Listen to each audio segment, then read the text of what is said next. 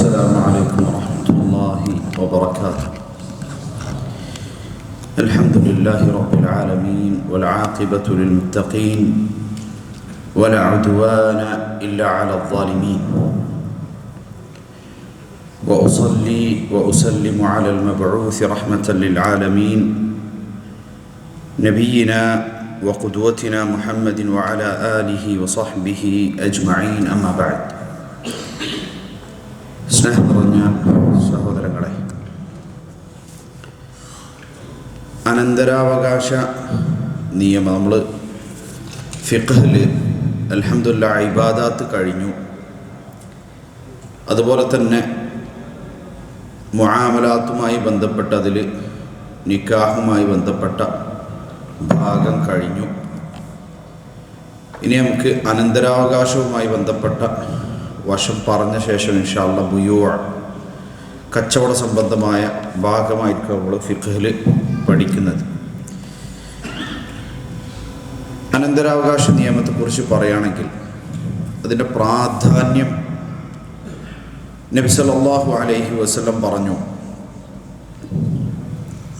തഅല്ലമുൽ ഖുർആന വഅല്ലിമൂഹുന്നാസ്, നിങ്ങൾ ഖുർആൻ പഠിക്കുകയും ജനങ്ങൾക്കത് പഠിപ്പിച്ചു കൊടുക്കുകയും ചെയ്യുക.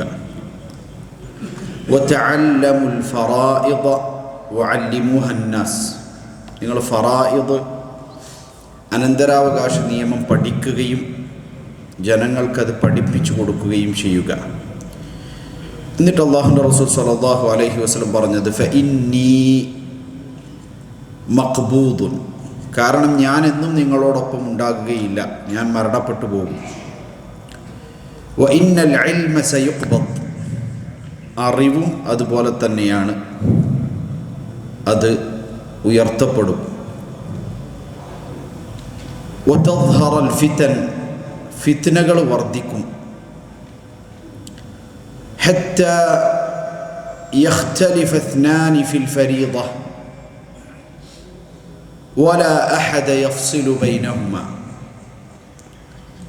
രണ്ട് പേര് അനന്തരാവകാശ നിയമത്തിൻ്റെ വിഷയത്തിൽ അനന്തരാവകാശവുമായി ബന്ധപ്പെട്ട് തർക്കത്തിലായിട്ട് അതിൽ മതപരമായ നിയമം ഇന്നതാണെന്ന് പറഞ്ഞു കൊടുക്കാൻ ഒരാളെയും അവർക്ക് കിട്ടാത്ത ഒരു കാലഘട്ടം വരുമെന്ന് മുഹമ്മദ് മുസ്തഫ സ്വല്ലല്ലാഹു അലൈഹി വസല്ലം പഠിപ്പിച്ചു.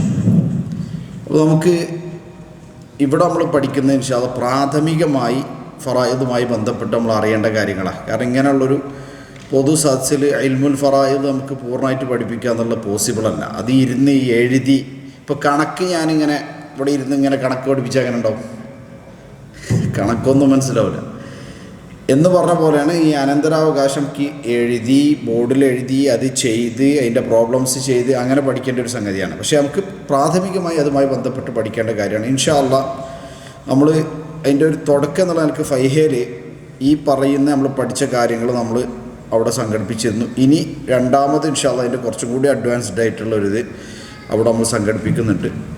പിന്നെ കൂടുതൽ താല്പര്യമുള്ളവരുണ്ടെങ്കിൽ നമുക്ക് ഇൻഷാ അല്ലാഹ് ഒരു ദൗറയെക്കുറിച്ച് അതിൽ ആലോചിക്കാവുന്നതാണ്. പക്ഷേ വളരെ ഒരാൾ പഠിക്കുകയാണെങ്കിൽ അയാൾക്ക് ഏറെ ഫദ്ല് ലഭിക്കുന്ന അല്ലാഹുവിൻ്റെ റസൂൽ സ്വല്ലല്ലാഹു അലൈഹി വസല്ലം നിങ്ങൾ പഠിക്കണം പഠിപ്പിക്കണം എന്ന് നിർദ്ദേശിച്ച ഒരു ഇൽമാണ് ഇൽമുൽ ഫറായിദ്.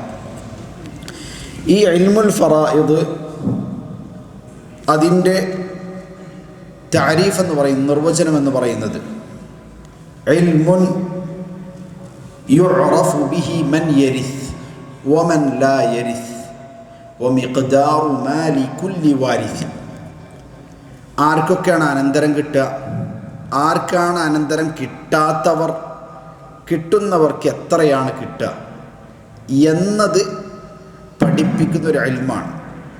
അത് നിശ്ചയിച്ചതാരാ? റബ്ബ് സുബ്ഹാനഹു വ തആലയാണ്. അതായത് ആ ഇൽമിൽ അതിൽ പുതിയതായിട്ട് നമുക്ക് കുറേ സാധനങ്ങൾ കൊണ്ടുവരാനില്ല. അത് അല്ലാഹു തആല നമുക്ക് നൽകിയ പടച്ച റബ്ബ് തഖ്സീം ചെയ്ത ഒരു ഇൽമാണ് അത് എന്നർത്ഥം. അത് പഠിക്കുന്നതിൻ്റെ മതവിധി ഫർദു കിഫായ, ഇത് ആരും പഠിച്ചില്ലെങ്കിൽ എല്ലാവരും കുറ്റക്കാരാവും. എന്നാൽ സമൂഹത്തിൽ അത് പറഞ്ഞു കൊടുക്കാൻ ആവശ്യമുള്ള അത്രയെങ്കിലും ആളുകൾ പഠിച്ചിട്ടുണ്ടെങ്കിൽ ബാക്കിയുള്ളവർ കുറ്റത്തുനിന്ന് ഒഴിവാകും. ഇല്ലെങ്കിൽ എല്ലാവർക്കും അതിൻ്റെ കുറ്റം കിട്ടും. പഠിക്കാത്തതിൻ്റെ കുറ്റം കിട്ടും. അതാണ് ഫർദു കിഫായ എന്ന് പറയുന്നത്. സമൂഹത്തിൽ അനന്തരാവകാശ നിയമത്തെക്കുറിച്ചിട്ട് അറിവില്ലാത്ത ആളുകൾ ഇല്ലാത്ത സാഹചര്യം വരാൻ പാടില്ല. അപ്പോൾ എല്ലാ കാലത്തുള്ള ആളുകൾ അതെന്ത് ചെയ്യണം? പഠിക്കാൻ വേണ്ടി ഉത്സാഹം കാണിക്കണം. ഞാൻ ഇങ്ങനെ കാണിച്ചാൽ തന്നെ എല്ലാവർക്കും അത് പഠിക്കാൻ പറ്റുമോ? പഠിക്കാൻ പറ്റില്ല. അപ്പോൾ താല്പര്യം എടുത്ത് കുറച്ച് ആൾക്കാരൊക്കെ മുന്നോട്ട് വന്നാൽ അൽഹംദുലില്ലാഹ് സമൂഹത്തിൽ കുറച്ച് ആൾക്കാരുണ്ടാവും. പിന്നെയും അത് അടുത്ത സമൂഹം വരുമ്പോൾ കുറച്ചും കൂടി കുറയും, പിന്നെയും വരുന്ന സമയത്ത് കുറച്ചും കൂടി കുറയും. അങ്ങനെ പോകുന്നൊരു സ്ഥിതിവിശേഷമാണ് ഹദീസുകളിൽ നിന്ന് നമുക്ക് മനസ്സിലാക്കാൻ സാധിക്കുന്നത്. ഏതായാലും നമ്മൾ പഠിക്കാൻ പ്രത്യേകമായി തയ്യാറാകേണ്ട ഒരു ഇസ്ലാമിക കർമ്മശാസ്ത്രത്തിലൊരു ശാഖയാണ് അനന്തരാവകാശ നിയമം. ഇതിൽ നമ്മൾ സ്ലൈഡ് അനന്തരാവകാശ നിയമവുമായി ബന്ധപ്പെട്ട് നമുക്ക് മലയാളികൾക്ക് അറിയുന്ന അധികം ആളുകൾക്ക് അറിയായിരിക്കും. ഫർദിയുൽ മദീന, മദീനയിലെ അനന്തരാവകാശ പണ്ഡിതൻ എന്നറിയപ്പെടുന്നത് അബ്ദുസ്സമദ് കാത്തിബ് റഹിമഹുള്ള. അദ്ദേഹം KM മൗലവിയുടെ മകനാണ്.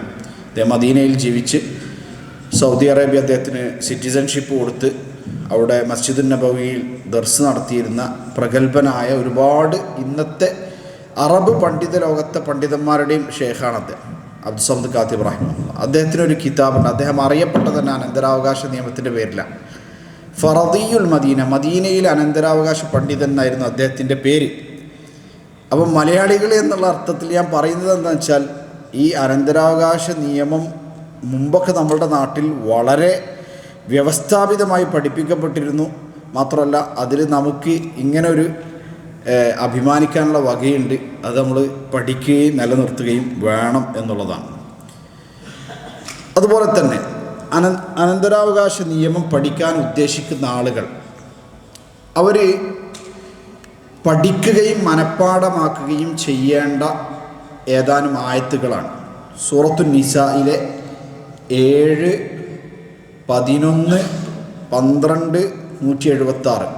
അതിൻ്റെ 11, 12 മാത്രമല്ല 14 വരെയുള്ള വചനങ്ങൾ വേണമെങ്കിൽ നമുക്ക് പറയാം. പക്ഷേ ഞാൻ പറയുന്നത് അതിൻ്റെ ഫർളുകളെക്കുറിച്ച്, നിർണിതമായ ഓഹരികളെക്കുറിച്ച് പരാമർശിക്കുന്ന ആയത്തുകളാണത്. സൂറത്തുൻ നിസാ 7, 11, 12, 176 നിർബന്ധമായി എന്ത് ചെയ്യണം? ഫറായിദ് പഠിക്കുന്ന ഒരാൾ അത് പഠിക്കുകയും മനസ്സിലാക്കുകയും മനഃപ്പാഠമാക്കുകയും ചെയ്യണം. ഇനി ഒരാൾ മരണപ്പെട്ടാൽ അയാളുടെ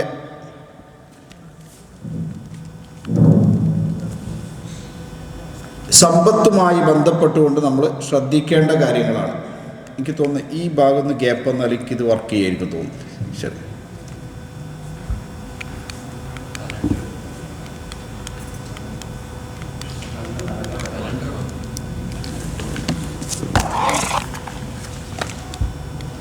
അറിയില്ല, ഇത് കുത്തിയിട്ടില്ല USB.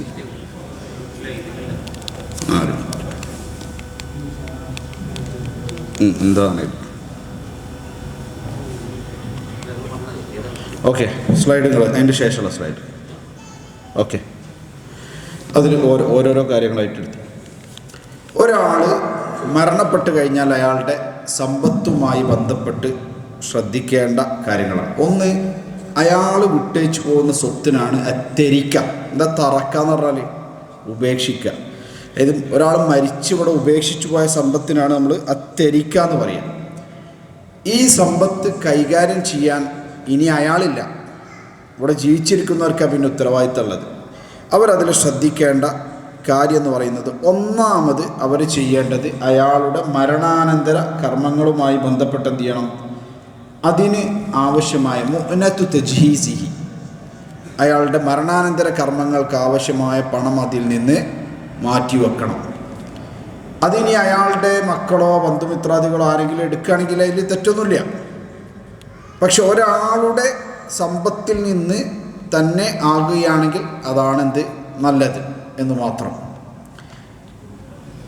അപ്പോൾ ഒരാളുടെ സ്വത്തിൽ നിന്ന് നമ്മൾ ആദ്യം പരിഗണിക്കുക അയാളുടെ മരണാനന്തര കർമ്മങ്ങൾക്കുള്ള ആവശ്യമായി വരുന്ന ചിലവാണ്. രണ്ടാമതായി നമ്മൾ പരിഗണിക്കുക അയാളുടെ കൈവശം മറ്റുള്ളവരുടെ വസ്തുക്കൾ അമാനത്തായിട്ട് ഏൽപ്പിച്ചിട്ടുണ്ടാവും. സ്വത്തുവകകളോ മറ്റു വസ്തുക്കളോ അമാനത്തായിട്ട് സൂക്ഷിക്കാൻ കൈ കൊടുത്ത വസ്തുക്കളുണ്ടാവും. ആ വസ്തുക്കളൊക്കെ ആർക്കേൽപ്പിക്കണം? അതിൻ്റെ അവകാശികൾ ആരാന്ന് നോക്കിയിട്ട് ആ അവകാശികൾക്ക് ഏൽപ്പിക്കണം. അതുകൊണ്ടാണ് നമ്മൾ ആരെങ്കിലും അങ്ങനെ വല്ല അമാനത്തും നമ്മുടെ കയ്യിൽ ഏൽപ്പിച്ചിട്ടുണ്ടെങ്കിൽ എഴുതി വെക്കണം. ഇല്ലെങ്കിൽ നമ്മൾ എഴുതി വെച്ചില്ലെങ്കിൽ എന്താ സംഭവിക്കുക? ഇവിടെയുള്ള അനന്തരാവകാശികൾ ചിലപ്പം ബാക്കിയുള്ളവർ ചോദിച്ചു വന്നാലും അവർ പറയും വാപ്പ ഞങ്ങളോട് പറഞ്ഞിട്ടില്ല എന്ന്. ആണ് ഞങ്ങൾക്ക് തരാൻ കഴിയില്ല, വാപ്പ അങ്ങനെ ഒരു സംഭവം ഞങ്ങളോട് ഇതുവരെ പറഞ്ഞിട്ടില്ല. വാപ്പ എല്ലാം പറയലുണ്ടായിരുന്നു, അതുമാത്രം വാപ്പ പറഞ്ഞിട്ടില്ല, അതുകൊണ്ട് ഞങ്ങൾ തരില്ല പറഞ്ഞൂടെ? അപ്പം മറ്റുള്ളവരുടെ അമാനത്തുകൾ ഇത് എൻ്റേതല്ല മറ്റുള്ളവരുടേതാണ് എന്ന് എന്ത് ചെയ്യണം? പറയണം. ഇത് നമ്മൾ എല്ലാ ക്ലാസ്സിലും ഇങ്ങനെ പഠിക്കും, നമ്മൾ ക്ലാസ് ഇട്ട് ഇങ്ങനെ പോവും, ഉറങ്ങും, രാവിലെ ആവും, പിറ്റേ ദിവസമാവും, പിന്നെ മാസങ്ങൾ കഴിയും, അടുത്ത തർബിയത്ത് ക്യാമ്പ് വരും, പിന്നെ പഠിക്കും. അതിനുള്ളതല്ല. ഇത് ഭയങ്കര ഇമ്പോർട്ടൻ്റ് ആണ്. ഇന്നലെ പോയിട്ട് കട ഉണ്ടെങ്കിൽ അള്ളാഹുവിൻ്റെ റസൂൽ സല്ലല്ലാഹു അലൈഹി വസല്ലം പറഞ്ഞത്, ഒരാൾ യബീതു ലൈലത്ത് 2 ദിവസം അയാൾ ഉറങ്ങാൻ പാടില്ല എന്ന് പറഞ്ഞു കഴിഞ്ഞാൽ 2 ദിവസത്തിൽ കൂടുതൽ അയാൾ ഉറങ്ങാൻ പാടില്ല. ഇല്ലാ വസിയ്യതുഹു മക്തൂബത്തുൻ ഇൻദ റഅസി, നിർബന്ധമായി അയാൾ എഴുതി വെക്കേണ്ട വസിയത്തുകൾ എഴുതി വെച്ചിട്ടല്ലാതെ എന്ന് പറഞ്ഞു കഴിഞ്ഞാൽ കടം, അമാനത്തുകൾ ഇത് അയാൾ എന്ത് ചെയ്യണം? എഴുതി വെക്കണം. എന്നിട്ട് ഭാര്യനോടോ മക്കളോടൊക്കെ പറയാം, ഞാൻ ഇങ്ങനെ ഒരു ബുക്കിൻ്റെ അടുത്തുണ്ട്, ആ ബുക്കിൽ ഞാൻ ഇന്ന കാര്യങ്ങൾ എഴുതി വെച്ചിട്ടുണ്ട് എന്നുള്ള അവരോട് പറയും വേണം. അപ്പോൾ ഇതാണ് അമാനത്തുകൾ അതിൻ്റെ അവകാശികൾക്ക് കൊടുക്കണം. പിന്നെ മൂന്നാമത്തേത് സാമ്പത്തികമായ ബാധ്യതകൾ. കടങ്ങളുണ്ടെങ്കിൽ ആ കടം എന്ത് ചെയ്യണം? വീട്ടണം. അപ്പോൾ ഒരാൾ ആദ്യം അനന്തര സ്വത്തൊക്കെ ഒരിച്ചു പോയി, പിന്നെ കടഞ്ഞ് പാരെ ഏറ്റെടുക്കുക, അങ്ങനെയില്ല. കടം വീട്ടിൽ കഴിഞ്ഞിട്ട് ബാക്കി പൈസ ഉണ്ടെങ്കിൽ അനന്തര സ്വത്തുള്ളൂ. ഇപ്പോഴും നമ്മൾ അനന്തര സ്വത്തേക്ക് എത്തിയിട്ടില്ല. അനന്തര സ്വത്തേക്ക് എത്തണമെങ്കിൽ എന്ത് കഴിയണം? ഒരാളുടെ ബാധ്യതകൾ കഴിയണം. അപ്പോൾ കടം ഒരാൾക്കുണ്ടെങ്കിൽ അതാണ് മിൻ ബഅദി വസിയ്യത്തിൻ യൂസി ബിഹാ ഔ ദൈൻ, ഒരാളുടെ വസിയ്യത്ത് അതല്ലെങ്കിൽ കടം, ഇതൊക്കെ കഴിഞ്ഞ ശേഷം എന്തിന് സ്ഥാനമുള്ളൂ? അനന്തര സ്വത്ത് ഓരി വെക്കാൻ സ്ഥാനമുള്ളൂ. അപ്പം കടങ്ങൾ വീട്ടണം എന്ന് പറയുമ്പോൾ 2 കടമുണ്ട്. ഒന്ന് പടച്ച റബ്ബിനോടുള്ള കടങ്ങൾ, ഒന്ന് മനുഷ്യരോടുള്ള കടങ്ങൾ. അതിൽ പണ്ഡിതന്മാർക്കിടയിൽ അഭിപ്രായ വ്യത്യാസമുണ്ട്. ഏത് കടത്തിനാണ് മുൻഗണന കൊടുക്കേണ്ടത്? പ്രബലമായ അഭിപ്രായം മനുഷ്യരുമായിട്ടുള്ള ഇടപാടുകൾക്കാണ്. കാരണം എന്താണെന്ന് വെച്ചാൽ അല്ലാഹു തആലയുമായിട്ടുള്ള ഇടപാടുകൾ ഒരുപക്ഷെ അയാൾക്ക് നിറവേറ്റാൻ സാധിക്കാതെ പോയത് കൊണ്ടാണെങ്കിൽ പടച്ചറപ്പ് പുറത്തു കൊടുത്തേക്കാം. പക്ഷെ മനുഷ്യരുമായിട്ടുള്ള ഇടപാട് പടച്ചറപ്പ് പൊറുക്കൂല. അത് പിന്നെ അന്ത്യദിനത്തിലാണെങ്കിൽ പോലും നന്മയും തിന്മയുമായിട്ടായിരിക്കും അതെന്ത് ചെയ്യുക? തീരുമാനമാക്കപ്പെടുക. അത് അള്ളാഹു വിട്ടുതരിക എന്നുള്ളൊരു സംഭവമില്ല. ആ വ്യക്തി വിട്ടുതരണം. സമ്പത്താണെങ്കിലും മറ്റുള്ള സംഗതികളാണെങ്കിലും. അതുകൊണ്ട് നമ്മളത് വളരെ ശ്രദ്ധിക്കേണ്ട ഒരു മേഖലയാണ്. വ്യക്തികളുമായി ബന്ധപ്പെട്ട കാര്യങ്ങൾ അള്ളാഹു തആല നമുക്ക് പുറത്തു തരില്ല, മറിച്ച് ആ വ്യക്തി എന്ത് ചെയ്യണം? നമുക്ക് മാപ്പാക്കി തരണമെന്നർത്ഥം. അപ്പോൾ കടബാധ്യതകളിൽ മനുഷ്യരുടെ കടങ്ങൾക്കാണ് നമ്മൾ എന്ത് കൊടുക്കുക? മുൻഗണന കൊടുക്കുക. അത് ഒരു ഹദീസിൽ അള്ളാഹുവിൻ്റെ കടങ്ങൾ നിങ്ങൾ നിറവേറ്റുക, കടങ്ങൾ നിറവേറ്റപ്പെടാൻ ഏറ്റവും അർഹപ്പെട്ടവൻ റബ്ബാണ് എന്നുള്ളൊരു ഹദീസ് വന്നിട്ടുണ്ട്. പക്ഷേ ആ ഹദീസിൻ്റെ ഉദ്ദേശം എന്താണെന്ന് വെച്ചാൽ, ഇങ്ങനെ ഒരു സിറ്റുവേഷൻ വരുമ്പം അവിടെ പടച്ചോൻ്റെ കടം മുന്തിപ്പിക്കണം എന്ന സാഹചര്യത്തിൽ പറഞ്ഞതല്ല. അള്ളാഹുവുമായിട്ടുള്ള നിങ്ങളുടെ കടങ്ങൾ നിറവേറ്റാൻ നിങ്ങൾ എന്ത് ചെയ്യണം? ഉത്സാഹിക്കണം എന്ന് പൊതുവെ വന്നൊരു വിഷയമാണ്.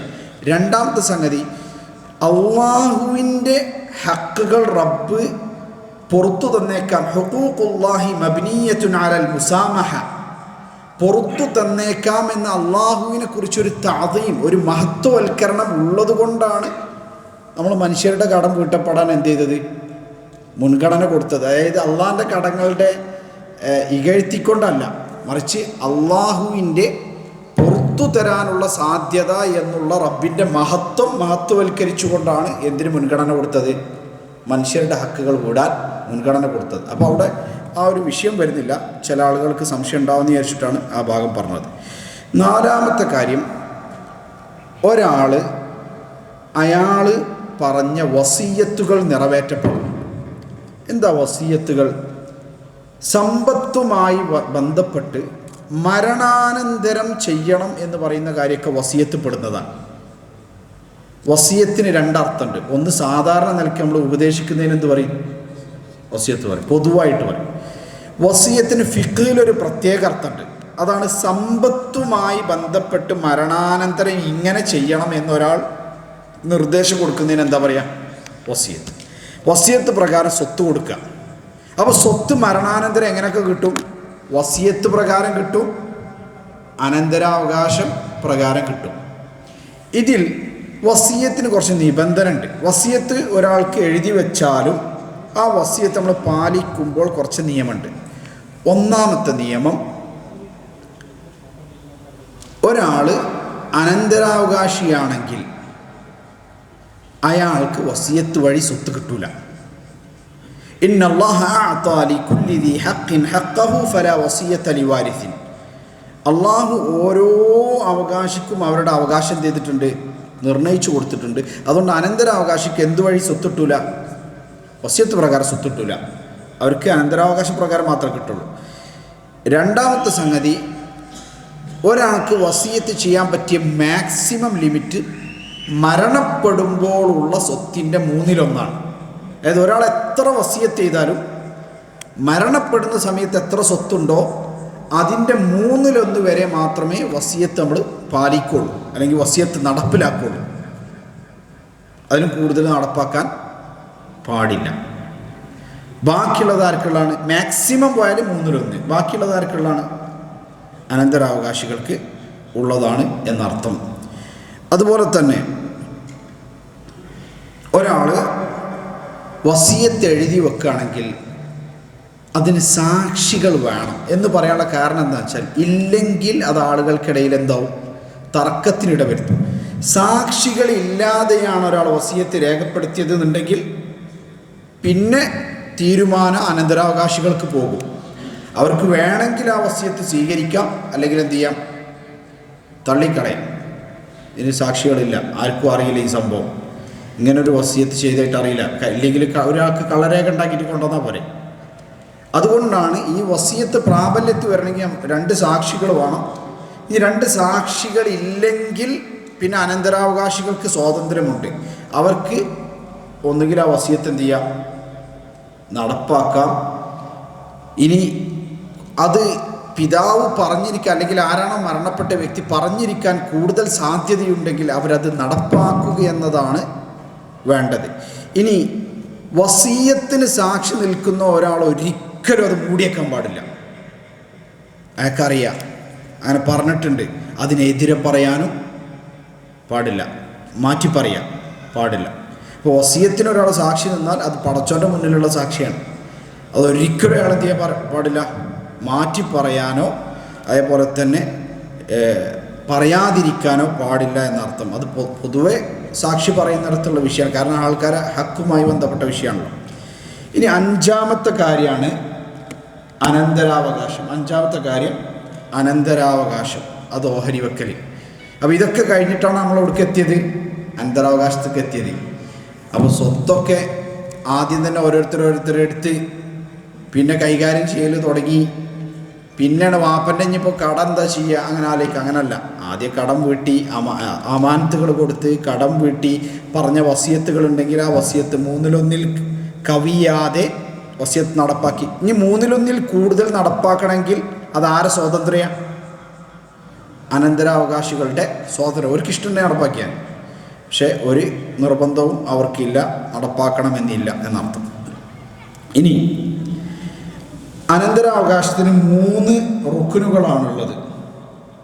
ഒന്ന് അൽ വാരിസ്, അനന്തരാവകാശം കിട്ടേണ്ട ആൾ. അൽ മുവരിസ്, അനന്തരം വിട്ടേച്ചു പോകുന്ന ആൾ. അൽ ഹഖുൽ മൗറൂസ്, അനന്തരമായി വിഹിതം വെക്കപ്പെടേണ്ട സ്വത്ത്. ഈ 3 ഘടകമാണ് അനന്തരാവകാശത്തിൽ ഉള്ളത്. അടുത്തത്, ഒരു വ്യക്തിക്ക് അനന്തരം ലഭിക്കണമെങ്കിൽ, അല്ലെങ്കിൽ ഒരാളെ അനന്തരം എടുക്കണമെങ്കിൽ ചില നിബന്ധനകളുണ്ട്. ഒന്നാമത്തെ നിബന്ധന, വ്യക്തി മരിച്ചു എന്ന് ഉറപ്പ് വരണം. അതായത് ഒരാൾ ജീവിച്ചിരിക്കുന്നുണ്ട്, മൂപ്പര സ്വത്തൊക്കെ ബാക്കിയുള്ളവർ ഒരിച്ച് അനന്തരാവകാശം എന്ന് പറഞ്ഞിട്ട് പറ്റുമോ? പറ്റൂല. അപ്പം ഇവിടെ വ്യക്തി മരിക്കുമ്പോഴാണെന്ത് അനന്തര സ്വത്ത്. ഒരാളെനിക്ക് വിളിച്ച് മൂപ്പര് പറഞ്ഞേ വാപ്പൻ്റെ സ്വത്ത് മുഴുവൻ മക്കൾക്ക് ഇപ്പം തന്നെ അനന്തരാവകാശം ഓരി വെക്കാനാണ് വാപ്പ ഉദ്ദേശിക്കുന്നത്. അപ്പോൾ അതിന് ശറയ്യായിട്ട് എന്തെങ്കിലും പ്രശ്നമുണ്ടോ ചോദിച്ചു. അപ്പം ഞാൻ വാപ്പനോട് ചോദിച്ചു അതിനിപ്പോൾ അങ്ങളാണ് ആദ്യം മരിക്കാന്ന്, ഒരാൾ മൂപ്പരാണ് ആദ്യം മരിക്കാന്ന് മൂപ്പർക്ക് തീരുമാനിച്ച പോലെയാണ് മൂപ്പരെ ചോദിച്ചത്. പറയാൻ പറ്റില്ലല്ലോ. ഇന്ന് മൂപ്പർ അനന്തരാവകാശികളാണ് എന്ന് കരുതുന്ന ഈ മക്കൾ ഒരുപക്ഷെ നാളെ ഉണ്ടാവില്ല. ആ മക്കളെ അദ്ദേഹമായിരിക്കും അനന്തരം എടുക്കുന്നത്. അല്ലാഹു ആലം, നമുക്കറിയില്ല. അപ്പോൾ അനന്തരാവകാശം എപ്പോഴേ ഒരേക്കെ ഉള്ളൂ, മരണാനന്തരമേ ഉള്ളൂ. കാരണം ആരാണെന്നുള്ളത് മരിക്കുമ്പോഴേ മനസ്സിലാവുള്ളൂ. ഇനി അപ്പോൾ വ്യക്തി മരിച്ചെന്ന് സ്ഥിരപ്പെടണം. 2, അനന്തരം ലഭിക്കേണ്ട ആൾ ജീവിച്ചിരിപ്പുണ്ടെന്ന് സ്ഥിരപ്പെടണം. ഒരാൾക്ക് എപ്പോഴാണ് നമ്മൾ അവകാശം കൊടുക്കുക? അയാൾ ജീവിച്ചിരിപ്പുണ്ടായിരിക്കണം. ഈ പറഞ്ഞ നിയമങ്ങളൊക്കെ ഇതൊക്കെ എന്ത് നിയമമല്ലേ? ജീവിച്ചിരിപ്പുണ്ട്. അപ്പോൾ എല്ലാവർക്കും അറിയില്ലേ? നിങ്ങൾ വിചാരിക്കും. എന്നാൽ ചില സമയത്ത് എന്തായിരിക്കും, ഒരു കൂട്ടർ പറയാണ് ഇങ്ങനെ ഒരു സഹോദരൻ അദ്ദേഹം ജീവിച്ചിരിപ്പില്ല, മരിച്ചു പോയിന്. ആ സഹോദരൻ പറയണം അല്ല ഞാൻ ജീവിച്ചിരിപ്പുണ്ട്. കോടതിയിൽ വരും കേസ്. അപ്പോൾ അദ്ദേഹം ഞാൻ ജീവനോടെയുണ്ട് എന്നുള്ളതിനുള്ള സർട്ടിഫിക്കറ്റ് കോടതിയിൽ ഹാജരാക്കും. അങ്ങനെയൊക്കെ സംഭവിക്കലുണ്ട്. അപ്പം ആ കോടതിയിൽ ഹാജരാക്കും, അദ്ദേഹം ജീവിച്ചിരിപ്പുണ്ട്, അപ്പോൾ അദ്ദേഹത്തിന് അവകാശം കൊടുക്കണം എന്ന് കോടതി വിധിക്കും. അതാണ് ഒരാൾ ജീവിച്ചിരിപ്പുണ്ട് എന്നത് സ്ഥിരപ്പെടണം. 3, അനന്തരം കിട്ടേണ്ട ബന്ധത്തെക്കുറിച്ച് അറിവുണ്ടായിരിക്കണം. ഒരാൾ പറയാണ് ഇതൊക്കെ ആളിൽ നിന്ന് മറ്റൊരാൾക്ക് അനന്തരം കിട്ടണമെങ്കിൽ അതിന് ചില ബന്ധങ്ങളുണ്ട്. ഇന്ന ബന്ധത്തിന് ഇത്ര, ഇന്ന ബന്ധത്തിന് ഇത്ര, ഓരോ ബന്ധങ്ങൾക്കനുസരിച്ചാണ്. അപ്പം ഒരാൾ മരണപ്പെട്ടപ്പോഴാണ് ഒരു വ്യക്തി വന്നിട്ട് പറഞ്ഞു ഞാൻ ഇദ്ദേഹത്തിൻ്റെ മകനാണ്, എനിക്ക് സ്വത്ത് വേണം. ഞാൻ ഇദ്ദേഹത്തിൻ്റെ മകനാണ്, എനിക്ക് സ്വത്ത് വേണം. മകനാണ് എന്നുള്ളത് അവിടെ ആർക്കും അറിയില്ല. അപ്പം പിന്നെ എന്ത് ചെയ്യണം?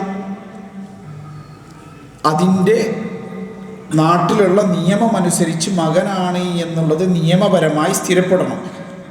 പെട്ടില്ലെങ്കിൽ ആർക്കും പറഞ്ഞൂടെ മകനാണ്, എനിക്ക് സ്വത്ത് വേണം. അപ്പോൾ അത് സ്ഥിരപ്പെട്ടാലേ അദ്ദേഹത്തിന് എന്ത് കൊടുക്കുള്ളൂ? സ്വത്ത് കൊടുക്കുള്ളൂ. ഇനി അത് സ്ഥിരപ്പെട്ട ബാക്കിയുള്ളവർ പറയാം അങ്ങനെ ഒരു മകനെ ഞങ്ങൾക്കറിയില്ല, മകനാണെങ്കിലും ശരി ഞങ്ങൾ കൊടുക്കില്ല എന്നറിയാൻ പറ്റുമോ? അപ്പം ബന്ധം സ്ഥിരപ്പെട്ട് കഴിഞ്ഞാൽ അയാൾക്കുള്ള അവകാശം എന്ത് ചെയ്യണം? കൊടുക്കണം. ഇനി ഒരു വ്യക്തി മരിച്ചു എന്നുള്ളത് എങ്ങനെ സ്ഥിരപ്പെടുക? 1, ആളുകൾ അദ്ദേഹം മരിച്ചു, നാട്ടിലെല്ലാവർക്കും അറിയാം. നമ്മൾ 2 വ്യക്തികൾ തമ്മിൽ കല്യാണം കഴിച്ചു എന്നുള്ള നാട്ടിൽ ഇഅ്ലാൻ ചെയ്യുന്ന പോലെ ഒരാൾ മരണപ്പെട്ടു എന്നുള്ള എല്ലാവർക്കും അറിയാം. ഇന്ന വ്യക്തിയാണ് മരിച്ചത്, ആളുകൾ അദ്ദേഹത്തെ കൊണ്ടുപോകുന്നു, മറവ് ചെയ്യുന്നു. സാധാരണ നിലക്ക് ഒരാൾ മരിച്ചു എന്ന് പറയാനുള്ള ഒരു തെളിവ് അതാണ്. 2, മറ്റൊരു നാട്ടിലാണ് ആൾ മരണപ്പെട്ടത്. 2 പേരെങ്കിലും അദ്ദേഹം മരണപ്പെട്ടു എന്ന് എന്ത് ചെയ്യണം? സാക്ഷ്യപ്പെടുത്തണം. ഇത് ഇന്നത്തെ കാലത്ത് അൽഹംദുലില്ലാഹ് കുറച്ചും കൂടെ നമുക്ക് പെട്ടെന്ന് വിവരങ്ങൾ അറിയാം. മുമ്പ് കാലത്തൊക്കെ ഉള്ള അവസ്ഥ ആലോചിച്ച് നോക്കി നിങ്ങൾ. ഒരാൾ മരിച്ച് ഒരു നാട്ടിൽ കണ്ട് പോയി, പിന്നെ ഒരു വിവരമില്ല. അപ്പോൾ അദ്ദേഹം അവിടെ വെച്ച് മരണപ്പെട്ടിട്ടുണ്ടെന്ന് പിന്നീട് ഒരാൾ വന്നിട്ട് അറിയിക്കുകയാണ്. അപ്പോൾ നമ്മൾ അദ്ദേഹത്തോട് ചോദിക്കുക ഇദ്ദേഹം മരണപ്പെട്ടു എന്ന് നിങ്ങൾ അറിയിച്ചു, അൽഹംദുലില്ലാഹ്, പക്ഷേ അറിയിച്ചതിന് നിങ്ങൾക്ക് നന്ദി. ഇത് മരണപ്പെട്ടു ഇതിന് സാക്ഷിയായിട്ട് വേറെ ആരെങ്കിലും ഉണ്ടോ, അല്ലെങ്കിൽ ഇത് സാക്ഷ്യപ്പെടുത്താൻ വേറെ ആരെങ്കിലും ഉണ്ടോ എന്നുള്ളത് അവിടുത്തെ അതോറിറ്റി തിരക്കും. അതിനാണ് ഒരാൾ മരണപ്പെട്ടു എന്നുള്ളത് സ്ഥിരപ്പെടാൻ 2 പേരുടെ സാക്ഷ്യം വേണം.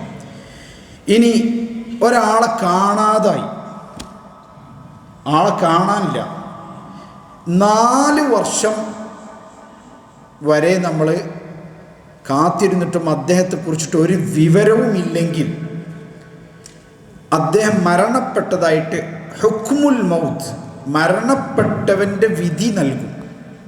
വിധി നൽകാൻ അദ്ദേഹം മരിച്ചതായി കണക്കാക്കും. കാരണം എന്തൊക്കെയുണ്ട്, അദ്ദേഹം വിവാഹം ചെയ്ത സ്ത്രീ ഒരുപക്ഷെ അവരുടെ ഇദ്ദയുമായി ബന്ധപ്പെട്ട് അവർക്ക് ഇനിയൊരു മറ്റൊരു ജീവിതത്തിൽ ഏർപ്പെടണം, ഇതിനൊക്കെ തീരുമാനമാകും. ഒരുപാട് വിഷയങ്ങളുണ്ടല്ലോ. അദ്ദേഹത്തിൻ്റെ സ്വത്തുമായി ബന്ധപ്പെട്ട്, അദ്ദേഹത്തിൻ്റെ മക്കളുമായി ബന്ധപ്പെട്ട വിഷയം.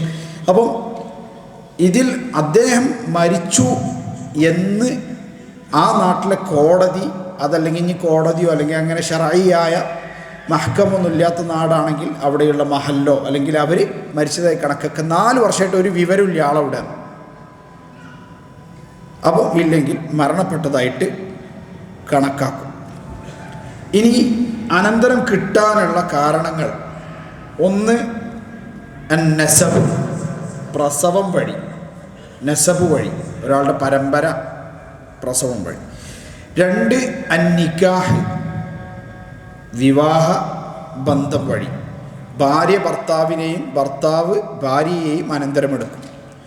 3 അൽ വലാ, അതായത് ഒരാളൊരു അടിമയെ മോചിപ്പിച്ചാൽ ആ മോചിപ്പിച്ച യജമാനൻ അടിമയിൽ നിന്ന് അനന്തരെടുക്കും.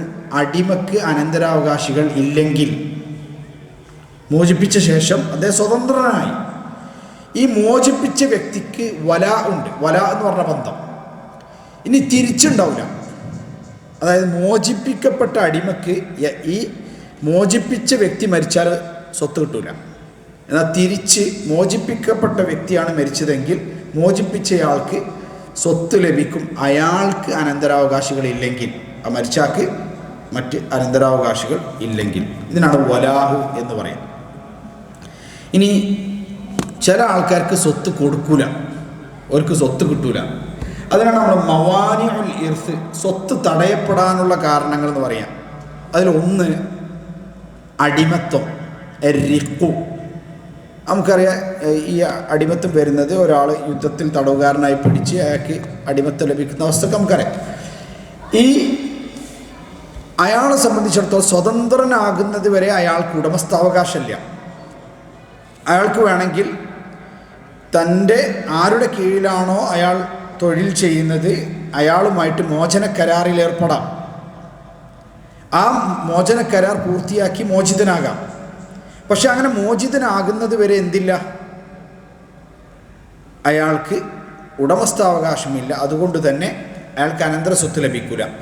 2 അൽ ഖത്ലു അല്ലെങ്കിൽ അൽ ഖാതിലു, കൊലപാതകം കാരണത്താൽ കൊലയാളിയായ മനുഷ്യന് അനന്തര സ്വത്തില്ല. അത് ഒന്ന് ആരിൽ നിന്നാണോ അനന്തരം കിട്ടേണ്ടത് അയാളെ വധിച്ച വ്യക്തിക്ക് അനന്തരം ലഭിക്കില്ല. അതായത് സ്വത്ത് നേരത്തെ കിട്ടാൻ വേണ്ടിയിട്ട് ഈ കൊലപാതകം നടത്തുന്ന അവസ്ഥയൊക്കെ നമ്മുടെ നാട്ടിലൊക്കെ പലപ്പോഴും സംഭവിക്കുന്ന, പ്രത്യേകിച്ച് വലിയ ഇൻഷുറൻസ് പോളിസിയൊക്കെ ഉണ്ടാവും ആരെങ്കിലും പേരിൽ കുടുംബത്തിൽപ്പെട്ട, അല്ലെങ്കിൽ ഇദ്ദേഹമായിരിക്കും അതിൻ്റെ നോമിനി. അപ്പം എന്ത് ചെയ്യും, അയാളെ നല്ല എങ്ങനെയെങ്കിലും വധിക്കും ഈ ഇൻഷുറൻസ് പോളിസി കിട്ടാൻ വേണ്ടി. ഇങ്ങനത്തെ പല കേസുകളും നമ്മൾ കേട്ടിട്ടുണ്ട്. ഇസ്ലാമിലൊരു നിയമമുണ്ട്, മനിസ്തഅജല ബിശൈഇൻ ഖബ്ല അവാനിഹി ഉഖിബ ബിഹിർമാനിഹി. ഒരു കാര്യം കിട്ടാൻ ശറഅ് നിശ്ചയിച്ച സമയം എത്തുന്നതിൻ്റെ മുന്നേ അത് കിട്ടാൻ വേണ്ടിയിട്ട് എന്തെങ്കിലും ഒരു അടവ് പ്രയോഗിച്ചാൽ അവനുള്ള ശിക്ഷ എന്ന് പറഞ്ഞാൽ ആ കാര്യം അവന് കിട്ടൂല എന്നുള്ളതാണ്. അപ്പോൾ അത് കിട്ടൂല. ഇനി ചില പണ്ഡിതന്മാർ ആരെ കൊന്ന കൊലയാളിയാണെങ്കിലും അവന് അനന്തര സ്വത്ത് നമ്മൾ കൊടുക്കൂല എന്ന രൂപത്തിൽ കുറച്ചും കൂടെ അൽ ഖാതിലു ലാ യരിസ് എന്ന ഹദീസിനെ പൊതുവായ അർത്ഥത്തിൽ എടുത്ത പണ്ഡിതന്മാരുണ്ട്. അതായത് കൊലപാതകയാണെങ്കിൽ ഹലാസ് ഞാന് അനന്തരാവകാശം വഴി സ്വത്ത് കിട്ടൂല എന്ന് പറഞ്ഞ പണ്ഡിതന്മാരും ഉണ്ട്. പിന്നെ ഇഖ്തിലാഫുദ്ദീൻ, ഒരാൾ മതപരമായി വ്യത്യസ്തമായാൽ, വ്യത്യസ്ത വിശ്വാസക്കാരാണെങ്കിൽ പരസ്പരം അനന്തരമെടുക്കുകയില്ല. എന്നാൽ ഒരാളിപ്പം മുർത്തദ്ദായി എന്ന് വിചാരിക്കുക, അങ്ങനെ മുർത്തദ്ദായി കഴിഞ്ഞാൽ അയാൾ മരണപ്പെട്ടാൽ അയാളിൽ നിന്ന് ഈ പറഞ്ഞ മക്കൾക്ക് എന്തുണ്ടാവില്ല, അനന്തരം ലഭിക്കുകയില്ല. തിരിച്ച് ഈ മക്കളോ മറ്റോ മരണപ്പെട്ടാൽ അയാൾക്ക് എന്ത് കിട്ടൂല, അനന്തരം ലഭിക്കുകയില്ല. ഇത് നബി സല്ലല്ലാഹു അലൈഹി വസല്ലമയിൽ നിന്ന് വ്യത്യസ്ത ഹദീസുകളിൽ പരാമർശിക്കപ്പെട്ടു വന്നിട്ടുണ്ട്. അപ്പോൾ അതിൽ അനന്തര സ്വത്ത് അവർക്ക് ലഭിക്കുകയില്ല. അപ്പോൾ ഇതിൽ നമ്മൾ ഇത്രയാണ് ഇൻഷാ അല്ലാഹ് ഈ ഒരു ക്യാമ്പിൽ നമ്മളെ പരിമിതമായ സമയത്തിൽ പറയാൻ ഉദ്ദേശിച്ചത്. അപ്പോൾ ബാക്കിയുള്ളത് നമുക്ക് ഇൻഷാ അല്ലാഹ് ഏതായാലും അതിൻ്റെ ഡേറ്റ് ഫൈഹക്കാരോടുണ്ടെങ്കിൽ ഫെബ്രുവരി 7 അന്ന് പറ്റില്ല, മദ്രസൻ്റെ പിക്നിക് ഉണ്ടെന്ന് തോന്നുന്നു. നമുക്ക് അതിൻ്റെ സമയം ആലോചിച്ചിട്ട് ഇൻഷാ അല്ലാഹ് അതിൻ്റെ സമയം ഫിക്സ് ചെയ്തിട്ട് അറിയിക്കാം. ഓക്കെ. അപ്പം ഈ അനന്തരാവകാശമായിട്ട് ബന്ധപ്പെട്ടിട്ട് ഒരു ക്ലാസ് സംഘടിപ്പിക്കാൻ കഴിഞ്ഞ പ്രാവശ്യം നമ്മൾ സംഘടിപ്പിച്ചിരുന്നു. അതിൻ്റെ കുറച്ചുകൂടി അതിൽ ഇൻഷാ അല്ലാഹ് പങ്കെടുത്ത് നമുക്ക് കൂടുതൽ പഠിക്കാൻ പറ്റും. അല്ലാഹു സുബ്ഹാനഹു വ തആല അനുഗ്രഹിക്കുമാറാകട്ടെ. ചോദ്യം ഇതാണ്, പുരുഷന്മാർക്കുള്ളതാണ്. അനന്തരം ലഭിക്കാനുള്ള കാരണങ്ങൾ ഏതൊക്കെയാണ്?